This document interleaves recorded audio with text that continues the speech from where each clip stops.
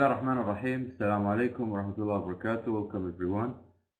In our today's class, this is the class for the first secondary grade in English subject for the first semester, and the lesson is Unit 3, Listening and Grammar for Mega Goal 5. It is prepared by Abdullah Hussein and presented by me, Mazna Harbi. So welcome everyone. So our objectives in today's lesson is to listen for specific information and also to try to know the difference between the future perfect tense and the future perfect progressive tense.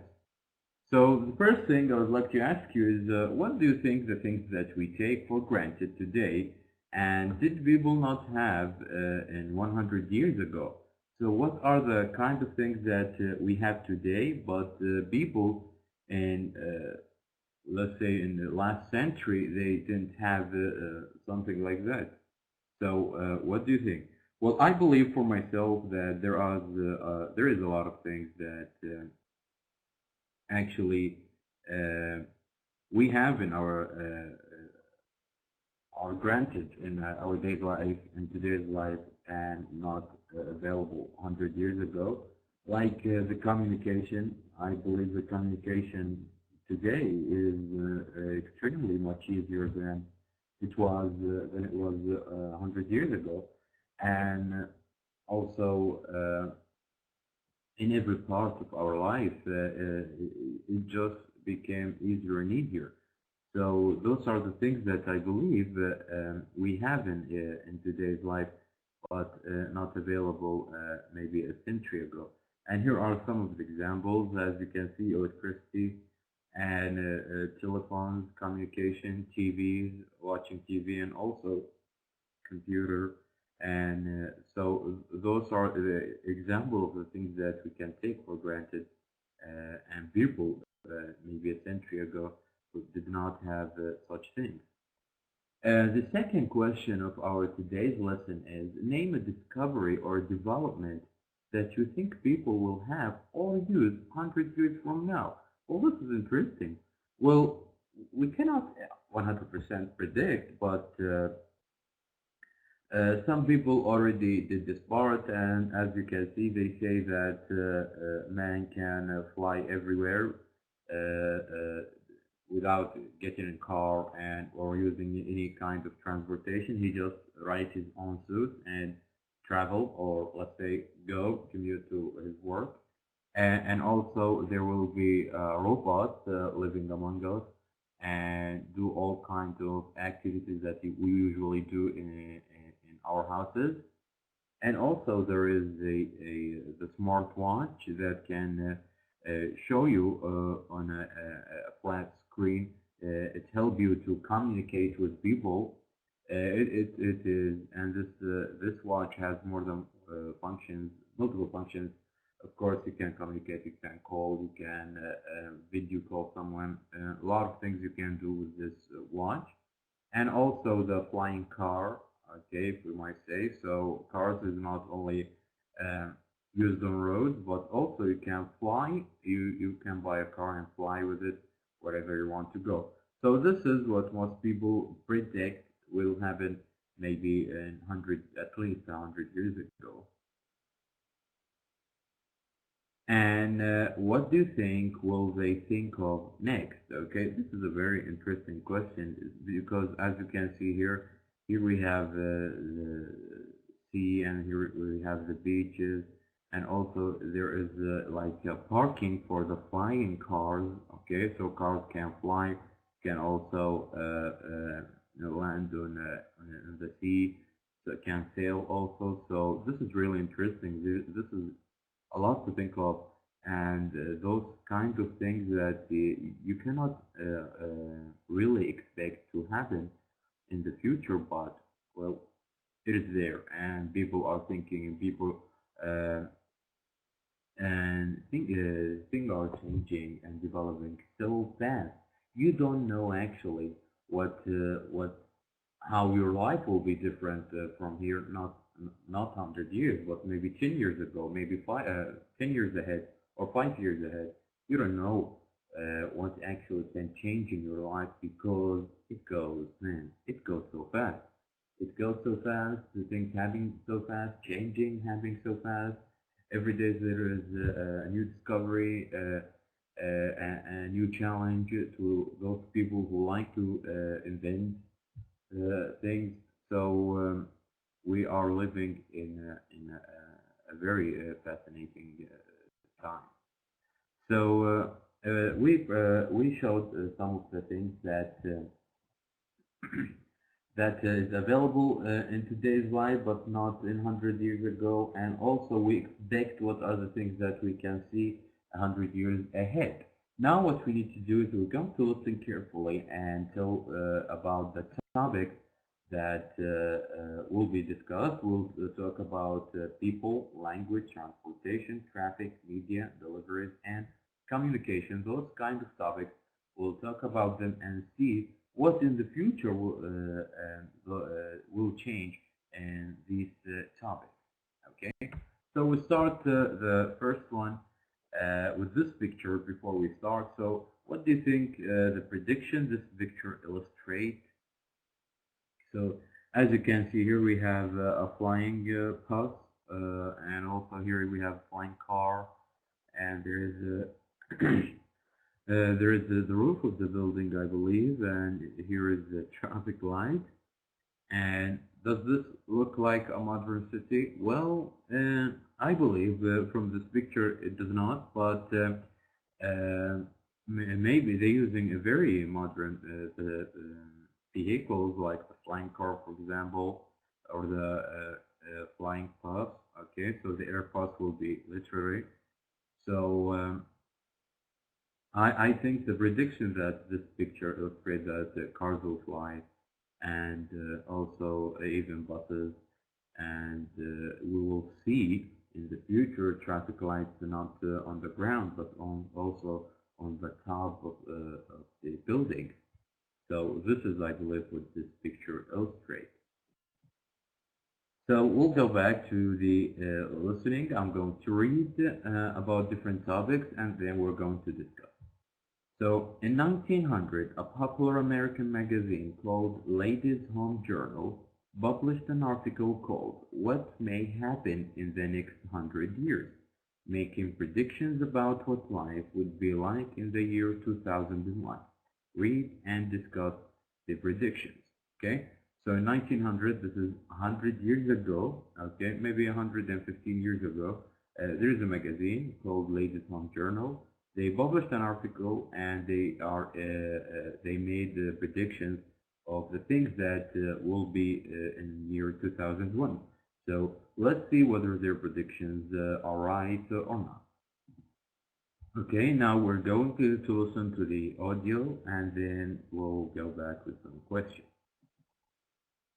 Unit 3. What will they think of next? Pages 34 and 35. 1. Listen and discuss.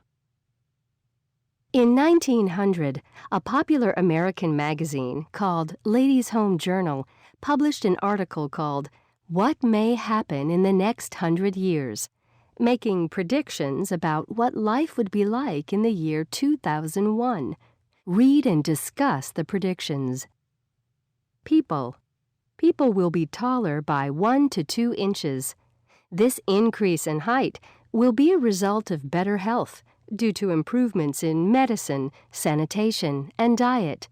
The average life expectancy will have risen from the current age of 35 to the age of 50. Language. There will be no C, X, or Q in the English alphabet, as these letters will have been determined to be unnecessary. Spelling by sound will have been adopted. English will have become a language of condensed words. English will also be more extensively spoken than any other language. Russian will rank second. Transportation. Cars will be cheaper than horses are today. Automobiles will have been substituted for every horse vehicle now known. A 1-pound motor in one of these vehicles will do the work of a pair of horses or more. There will be airships. but they will not successfully compete with cars and ships for passenger or freight traffic. They will be used mainly by the military. Traffic. There will be no traffic on the streets of large cities. All traffic, including subways, cars, and buses, will be either below ground or high above ground. Moving sidewalks, stairways will connect them to the street level. The vehicles on the busy underground and overhead streets will have cushioned wheels. Therefore, there will be almost no noise in cities. Media. Photographs will be telegraphed from any distance. If there is an important event happening halfway around the world, photographs of the event will be published in newspapers an hour later.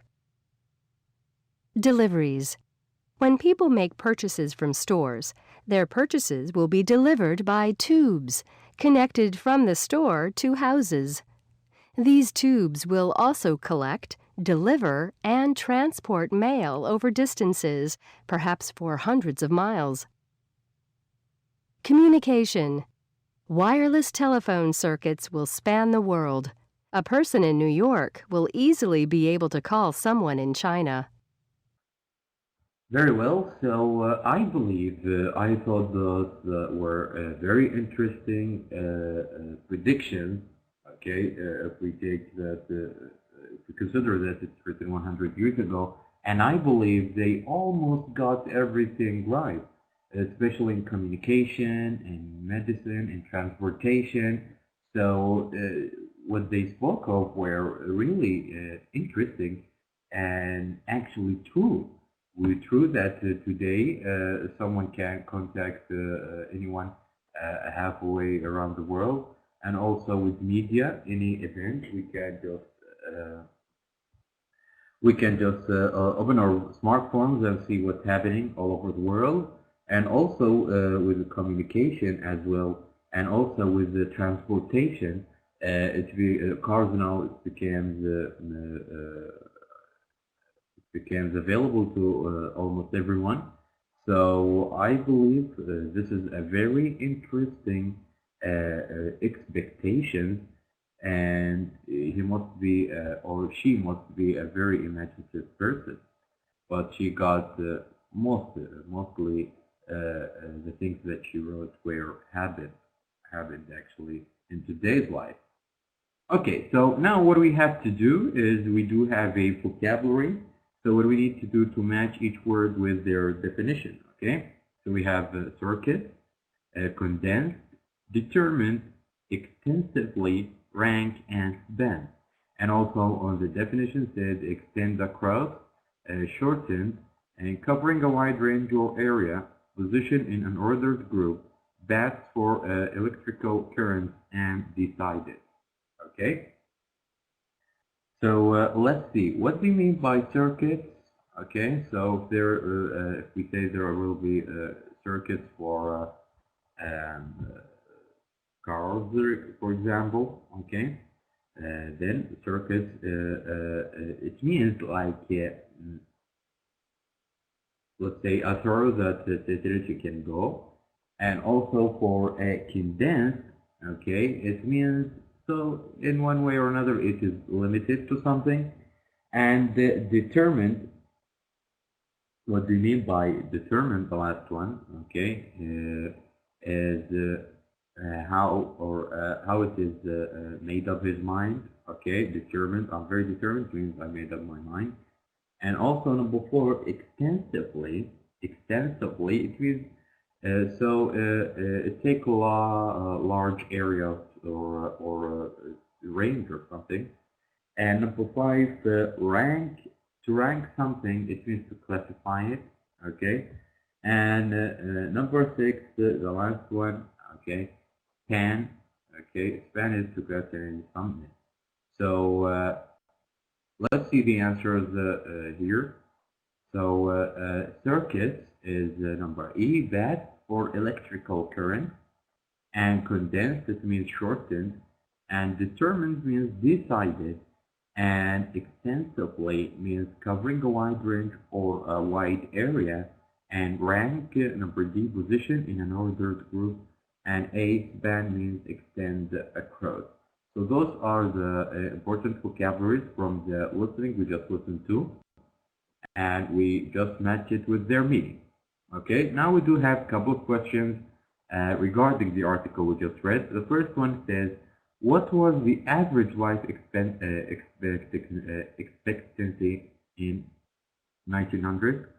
And the second question said, what predictions did the author make about the English language, and have they come true? And what do you think the author was referring to when he used the term airships? Okay, so for the first one, the average life expectancy is, I believe that he said people will be taller because they will have, their health will get better because of the improvement in medicine and stuff. Okay. And for the second one, what prediction did the author make about the English language? He said that it will be the most spoken language in the world, and yes, it did came true. And also, what do you think of the author was referring when he used the term airships? I believe in airplanes, but let's all check the answers together and see. So the average life expectancy in 1900 was 35 years, and he thought there would be no C, X, or Q. Spelling would be sound, and also the language would be condensed, and English would be the most widely spoken language. And also the predictions about English being the most widely spoken language came true. And the last one, he was probably thinking about airplanes. That's what the writer were thinking of when he wrote airships. Okay, so now we're going to move to the second part of our lessons today, which is grammar, and we said we'll know the difference between the future perfect tense and the future perfect progressive.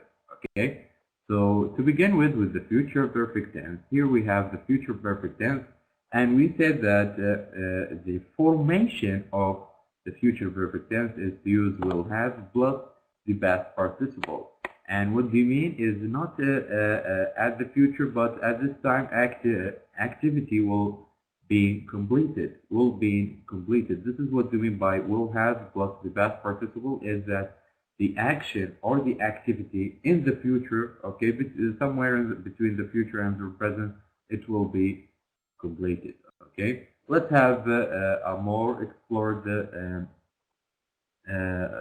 definition. So it says here, the future perfect is used to express the idea that an action will be completed in the future before another event or before another specific time in the future. So the future perfect is formed with will have plus past participle. Again, the future perfect is used to express the idea that an action will be completed in the future before another event. So, and this is how we can form the future perfect, like as you can see, will plus have, okay, and then the past participle.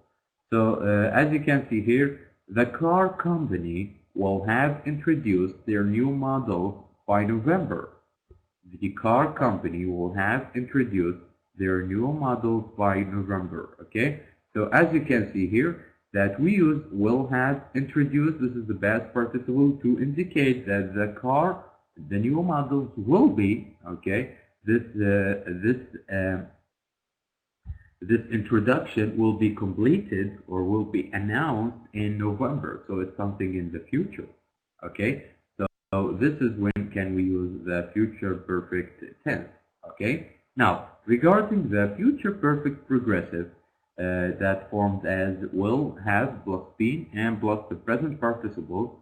Okay, so it indicates an ongoing future activity and at this point. Okay, so we're talking about an activity that has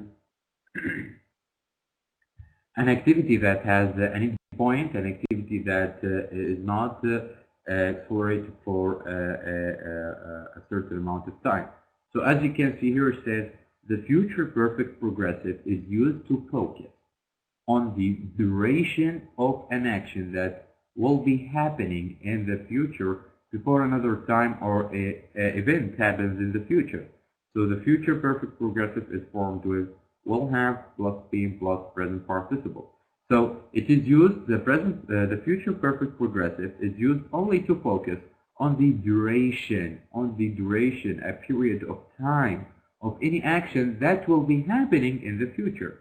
For example, here we see, by the year 2020, people will have been flying for 117 years. So by the year 2020, people will have been flying for 117 years. So here, as you can see, a duration, and here is will have and been plus the present participle flying.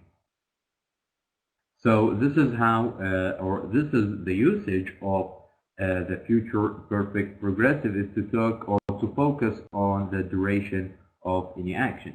So let's have a couple of activities regarding this and try all together to explain it. So use the future perfect to combine the future events into one sentence using by or by the time. So what we have to do now is we do have two events, and we need to combine it by using either by or by the time. So as you can see here, the first event is I will take all my final exams, and the second one is the end of June will come. So this is how we use by and how we can combine it in one sentence. You can see here the solution is, by the end of June, I will have taken all my final exams. By the end of June, I will have taken all my final exams. This is a future present. So this is how we should do in the other exercises or other sentences. Let's begin with this one. The first event is, it will start to rain. It will start to rain. The second event is, we will arrive at the picnic. We will arrive at the picnic. So what we need to do now is to combine these two sentences and make it in one sentence and adding to it or using either by the time or by. So let me try. Let's say by the time we arrive at the picnic, okay, by the time we arrive at the picnic, it will have started raining. It will have started raining. By the time we arrive at the picnic, it will have started to rain or raining. Okay, so this is a future present. We use here a future present, and we combine these two sentences with by the time. Also, another example, I will fall asleep. I will fall asleep. This DVD film will be over. This DVD film will be over. Okay, so let's try to combine. Let's say I will have fallen asleep. I will have fallen asleep by the time the DVD film over. I will have fallen asleep by the time the DVD film will be over. Let's see here the answer. So I will have fallen asleep by the time this DVD film is over. So here we combine these two sentences, but instead of beginning with by the time, we begin with the other part of the sentence. I will have fallen asleep, and then in the middle we use by the time this DVD film is over. And we can mix it. We can start with by the time this DVD film is over, I will have fallen asleep. Okay. And the other sentence we have, I will get married and have children, and 2020 will come. And here, since we have a date, we can use by in the beginning. So we can say, by 2020, I will have gotten married and have children. By 2020, I will have gotten married and had children. So since we have already a date, we can use it directly and put it in the beginning of the sentence with by. Okay. And next here we have, my father will work. This is the first event. My father will work at his company for 20 years. This is the duration. and he will retire. Okay, and we said that with duration we use the present or the future present progressive. So it goes like this. By the time my father retires, he will have worked at his company for 20 years. Okay. And then we reach the end of our lesson. So what we did today is we talked about old inventions, we talked about also new inventions, and we listened for specific information and predictions about the future. We also, in the second part of our lesson, we talked about grammar and the difference between the future perfect and the future perfect progressive. And here, if you can see the references of the resources that we use in our today's lesson. Thank you very much for watching and have a great day.